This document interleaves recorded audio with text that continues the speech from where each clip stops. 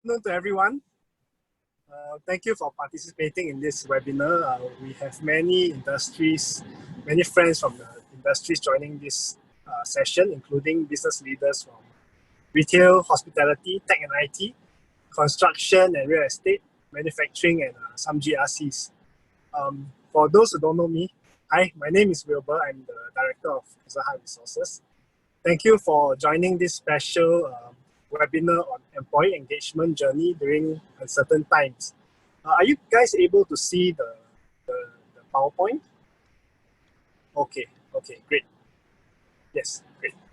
Quick introduction of Cazaja. The word Cazaja comes from Latin roots, which means connecting.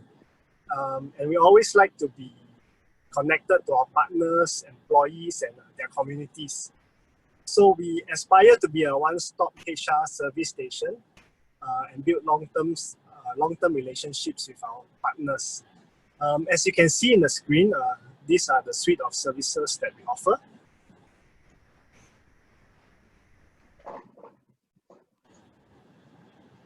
Yes. For more information, you can look up at the bottom of the page.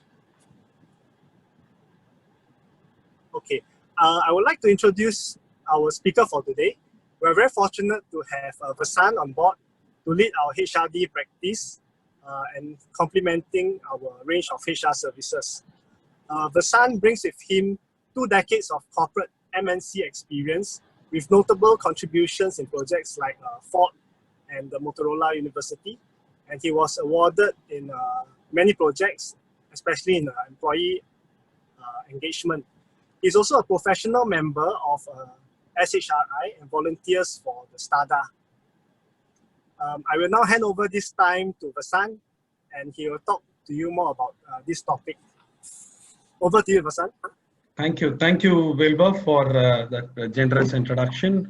Good afternoon, everybody. It's such a pleasure to meet all of you in this bright, sunny afternoon. For the purposes of this, let me just, remind you of the key takeaways that we have planned for this this afternoon. It is through a new kind of leadership, a new kind of engaging leadership that this new pandemic, this new situation, which is completely new to the whole world. That is required. These are very uncertain times, but our employees, our businesses remain. A lot of things have changed. But how do we ensure that we use the tools of employee engagement to help our employees feel safe, win their hearts and minds, build that relationship with them. At the same time, be able to boost their productivity and win in the marketplace is what we are going to be talking about today. Okay. Every organization aspires to be a great one. It is really the people and culture which are the strategic differentiators that is going to make an organization a great one.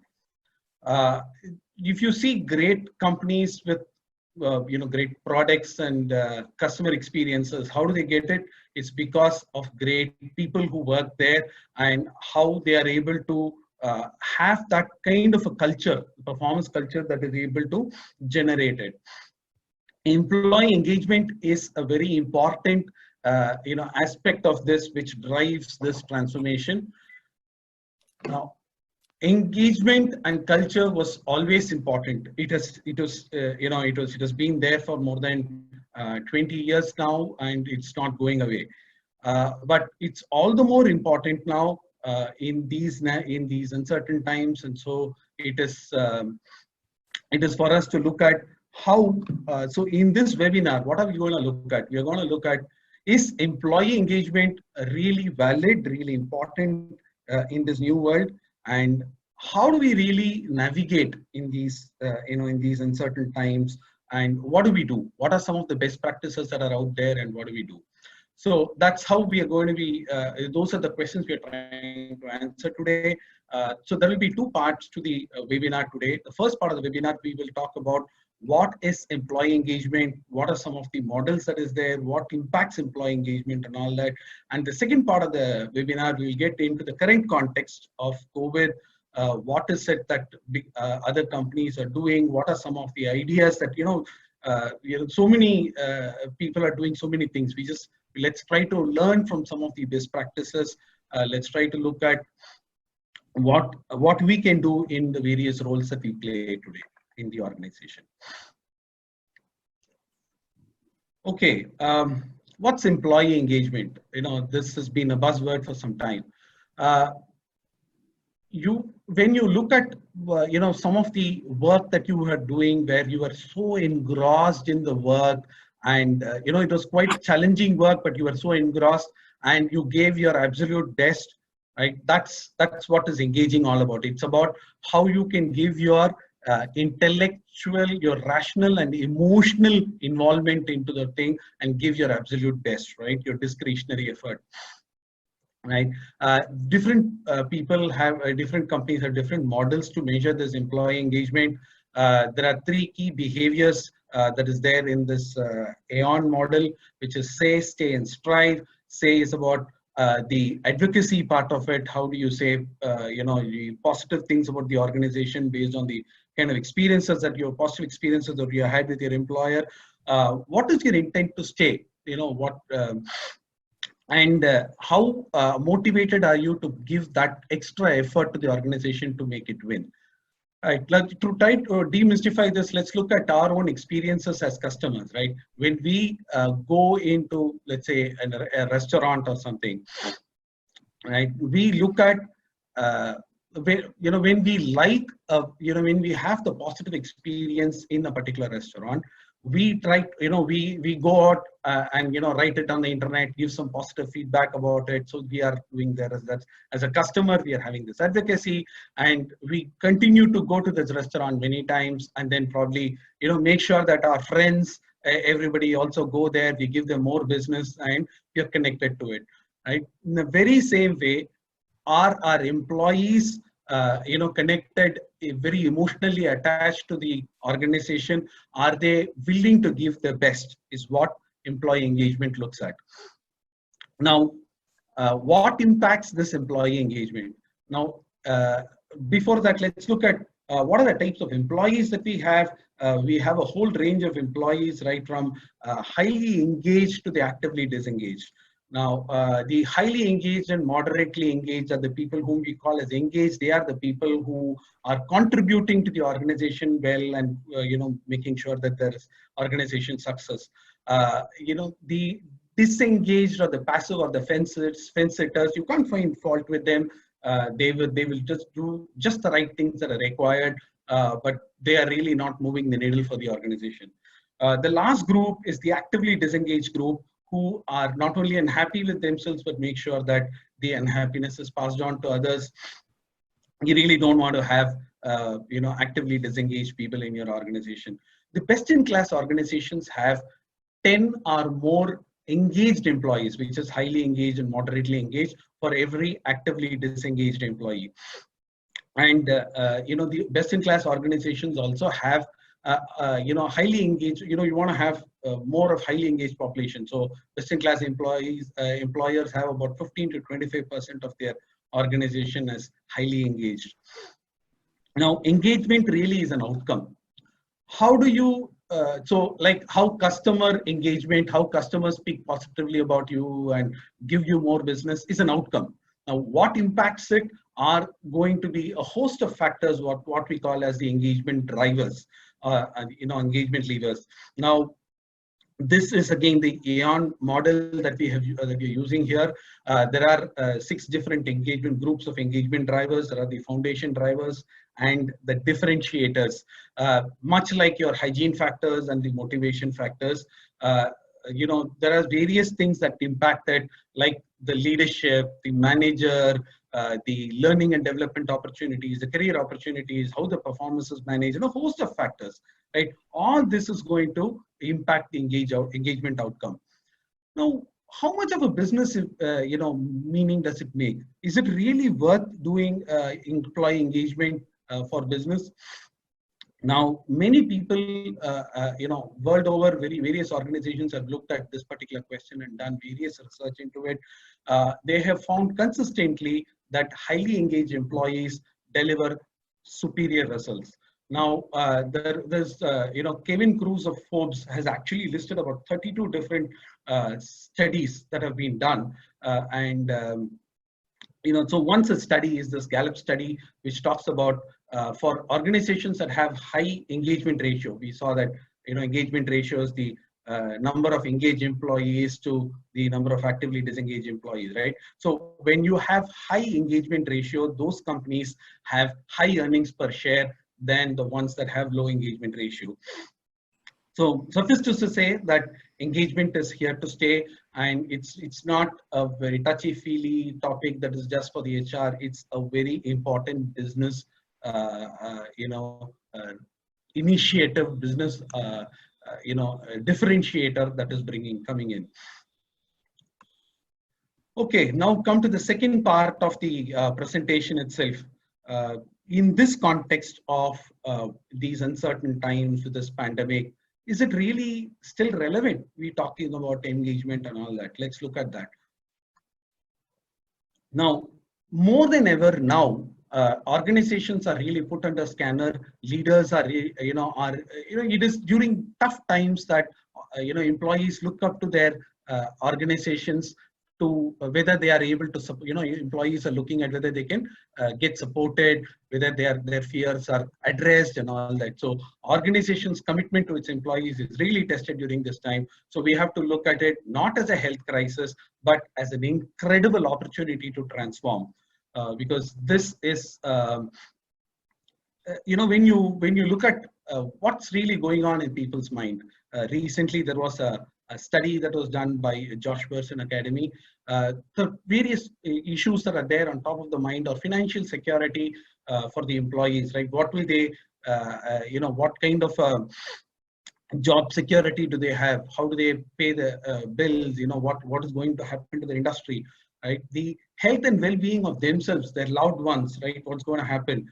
How are they going to take care of family? There is home-based learning, elderly that have to be taken care, and all this have to happen when, during a lockdown. And in spite of this, they have to work remotely, which is completely new to them, and still be productive. So these are issues that are there on top of the mind, right? What various companies are doing. Now, again, this is a study that is done by Willis Towers Watson, recently. What big companies are doing is to look at, when you look at leaders, right, there is a new brand of leadership that is coming in. Now, this kind of a leadership is, is somebody who is up, is in the front and center, actively, working with the employees, actively talking to them, communicating to them. CEOs are now the chief empathy officers, right? Once, and then many leaders in the world are doing, business leaders in the world are doing it, and the trust in the leaders have actually gone up. This survey actually says that the trust in leaders have actually gone up. Many companies are looking at this, trying to address this financial security, right? That is on top of the employee's mind. They are trying to do that through flexible benefits, certain loans, how they can manage finances, all that, right? And in terms of looking at the health and well-being of the employees, in fact, very innovative ways people are coming up with online Zumba, online yoga, cooking classes, in fact, health, healthy food sharing, all that. So there's so much that is going on. During these times, companies, employees have become voracious learners. They have consumed more e-learning content in the last 2 months. What earlier when we were in the before the COVID, what we used to think is, this remote working will only work for some group of employees, if not work for others. What we are seeing here is for remote workers after this, the productivity has actually gone up, or the same for almost 79% are saying that. And Yeah, organization, HR budgets are continuously shrinking. Their investments are being questioned, but there is focus investment happening with respect to remote onboarding, e-learning, of new ways of performance management, all that. So companies world over are doing this. Now, this is an aggregation. Let's look at one specific example from India. There is this company called Voltas, which is an air conditioning company, which is part of the Tata Group. Tatas, as you know, are very, prestigious and very well known for their people practices. So I took this example to talk about. As with every company, they started off with the crisis response, making sure that everybody's health and well-being are all okay, setting up that crisis response war room, making sure that everybody is set up for remote working and all that. Now, remote working was new to many of them, so they started off what is called as a work from home diaries, trying to document and share best practices among all the employees. They had this Voltas virtual campus. They had partnered with various other e-learning companies, Skillsoft and all that. And so they had a host of e-learning programs that they offered to their employees and to their technical staff, right? Their field employees and even customers, their technicians. They had this thing called Handy Train through use of mobile. So everything, all these information came through to the mobile. So they were able to actually learn and keep themselves updated for this. Now, this is a time when senior management has to be communicating continuously to the employees and or sharing on the health and work advisories and all that. Now, they used an interesting a mascot called the Volti, and they started sharing the advisories, health advisories using this. Okay, now I've been talking a lot. Now it's a good time to listen from you. Time for a quick poll. May I request you to, I hope I can launch this poll now. There are 3 quick questions. Hopefully you're seeing these questions in your screen now. Just give me one moment.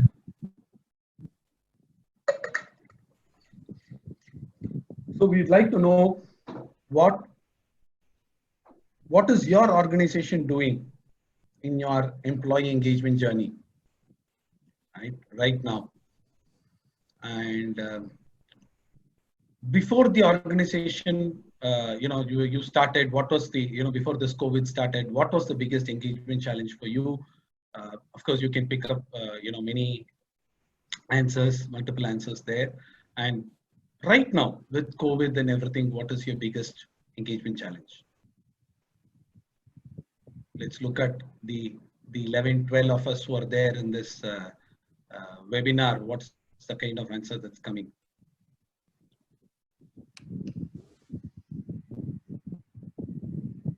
I'll give it a few more minutes for people to answer. May request everybody to participate. I have about 3 answers that have come so far. 4.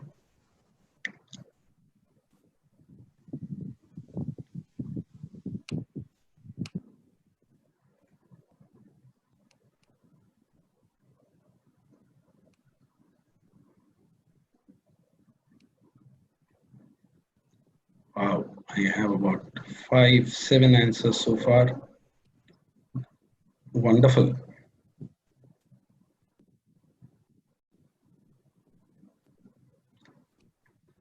Okay, I'll give another couple of minutes, please. Yeah, for people who have not answered. Yeah. Great. I think we have most of the answers now. I'm going to stop this polling and let's share the results with you. Okay, we see that almost half of our the people who have attending here are have just started the engagement journey and the basics are in place. But we have a couple of people who are working in organizations which are best in class, who are already which have engagement as a strategic differentiator. That's wonderful. As we would see, manager effectiveness is is number 1 issue before COVID, and employee productivity. The current challenge now is job security, employee productivity. Wonderful, thank you. I think that's a great information, and I think this is something that we can, we know this is where a cross section of Singapore, HR population. This is what is going on, right? So let's get on to a few, things like how we can, what are some of the things that we can do, right? In these uncertain times in our various roles. The first and foremost, all of us are employees. We have ourselves to take care. So as employees, what are some of the things that we need to do? We need to look at the, make sure that, I'll have all the fears. I'll have so many things that are going on in my life. But how do I reach out to people? How do I communicate? How do I share these fears and seek help where required, right? That's going to be something very important. How do I make sure that I take care of my physical health, my emotional health, and my spiritual health? That's going to be something very important. This is a good time. I have not been working from home. Maybe I'm new to this. I'm new to technology. I don't know where I stop work and where family comes in, with children, elderly, everybody in the house. How do I prioritize? How do I deliver? How do I create a work rhythm? And that's going to be something which is very important. And most importantly, how do I connect to the larger vision and purpose of the organization? And how do I build my competence? As an employee, it's very important that I look at my individual development plan, use this period to build my leadership muscle, my technical, capabilities and all that. And finally, most importantly, how do I enjoy the time with my family and loved ones? Okay, now senior leaders are really, seen very closely observed, and this is a time when great leaders are able to, display the kind of leadership that has never been seen before. They are the people who can, at times of crisis, their leadership really is put to test, right? Now, they have to really connect people to the larger purpose of the organization, make sure that, be able to regularly communicate with the employees. There's nothing like over communication. You have to keep at it regularly. In fact, there are, there is an Arthur Lee little study that was also circulated recently, where they say that many of the top CEOs, in the world are regularly meeting their, their employees virtually and having like a virtual, open door, what do you call this, all hands meeting, and they are, actually talking to their managers, almost on a regular basis, just getting to them and understanding what is going on. So that connect and that belief in people's potential, that they are here to do the best for the organization. And the great leaders are ones who understand that we bring in the whole person. There are going to be fears, there are going to be the emotions that are going to be there in this. And so this empathy, and as we said, the chief empathy officers, that's going to be really make a big difference. And, in this uncertain times, the teams are very distributed. So it is extremely important that the leaders are empowering the teams and trusting that they will really do a great job without, any fear of retribution. And this is a time when these leaders, our leaders have to reward the right kind of behaviors. They themselves have to be an example and set the very high standards and reward the right behavior. Not only that, make sure that there is zero tolerance to, negative behavior. Now, managers, now if in our role as managers, this is, we are the key link between the organization and, the employees. The employees see us this as the key link, right? Now, as, as we said, as managers, we are also employees, we also have our own fears, and when we are less confident, when we talk to manage, our employees, our teams, when we can't handle ourselves, our own fears, then that becomes a problem. So first, reach out, take help. If you as a manager have have anything that you are unsure of, right? And there are different, if each person is different, each employee has their own fears and whatever that, has their own situations that there are. So we need to ensure that we are able to, understand each of them in their own situations and be able to address that properly, address their fears, make sure that we communicate with them. Team meetings now, different managers are having, one is that there is a regular cadence now of regular team meetings, connecting back, reporting on what is happening and all that. But most importantly, these team meetings are also becoming places where they are having, the teams are having some fun, having some lighthearted talk, some humor, like we said, doing group yoga, having some group laughter therapy, all that. So many teams are experimenting different things, right? But apart from your team meetings, as managers, it's very important that you check in individually with your employees. Just listen to them and understand, apart from work, what's going on in their life, what is, without being too prying or anything. Sometimes it's important that you they may be struggling with something, and these mediums are not, the physical thing is not there. These digital mediums may not really connect us so much. So it's very important that individual check-ins happen and help them deliver the kind of results that they have to deliver, and work with your team to build their competence, their individual development plans. And most importantly, there are these these magic words, these 4 words that the manager uses that really transforms this relationship.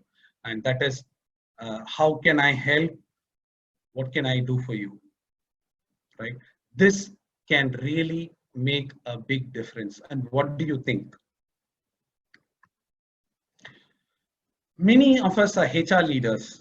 Now, HR leaders are really, the ones who are in the thick of it, managing the crisis. I'm sure many of you are and have been quite busy for the past few weeks, making sure that there is a very clear and consistent message that goes out, and the concern of the health and well-being of your employees is something that would have been top of your mind.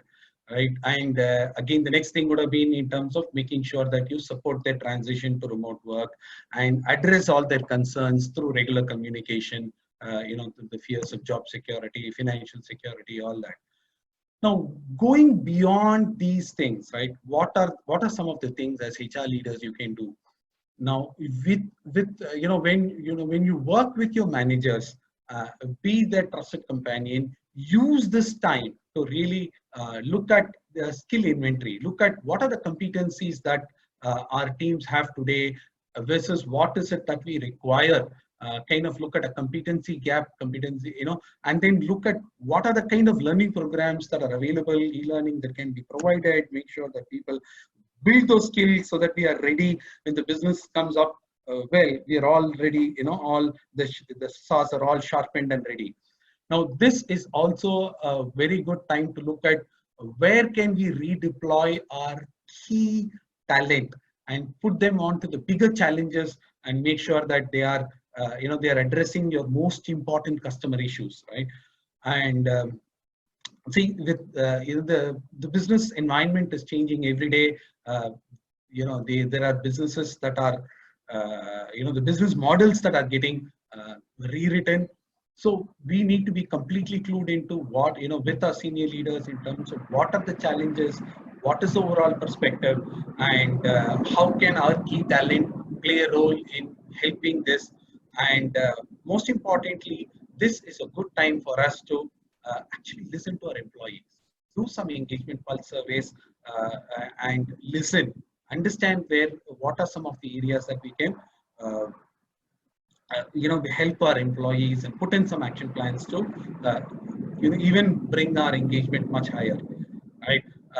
Your role, ultimately it is the final customer, and we have to empower our employees deliver those best-in-class experiences to the customer, because the customer are is really somebody who is most important for us. Okay, while we have talked about all these difficult situations and all that, we hope the normalcy would come soon. We don't know how soon, but when the normalcy returns, how will it look like? What are some of the things that we need to do? Okay, so it is going to be a new normal. It's not going to be just a flick of switch. We come back to the pre-COVID days, just like that. It is going to be something which is very different. It is a complete reset. Many organizations had a digital transformation journey that they had already started.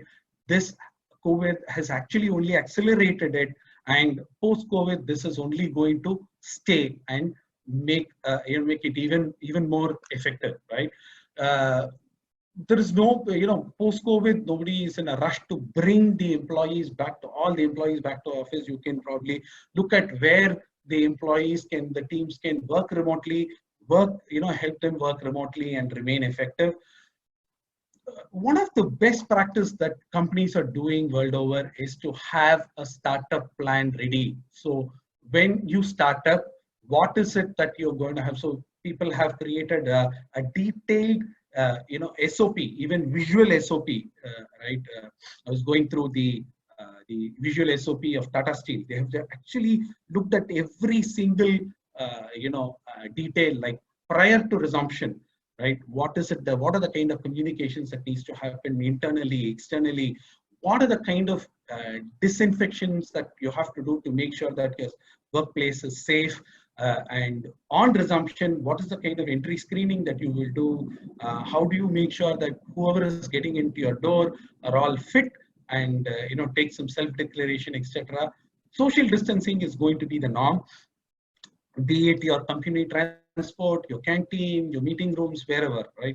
And probably more and more digital meetings will happen, right? And sanitation and upkeep is something that's going to be on top, and the awareness, be through various means, posters, e-learnings, whatever people, the trainings that have to be provided to make sure that people keep this on top of their head. And one thing we need to remember that it is not just the employees that we are talking about.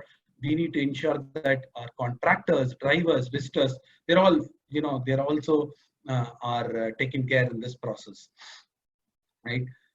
Today is COVID. Tomorrow there could be something else that could come. So how do we build resilience within this team, within our own teams to face any future challenges? This caught us by surprise. We don't want any more, any new things to catch us by surprise. So how do we look at building resilience is going to be something that we need to look at this post once we resume.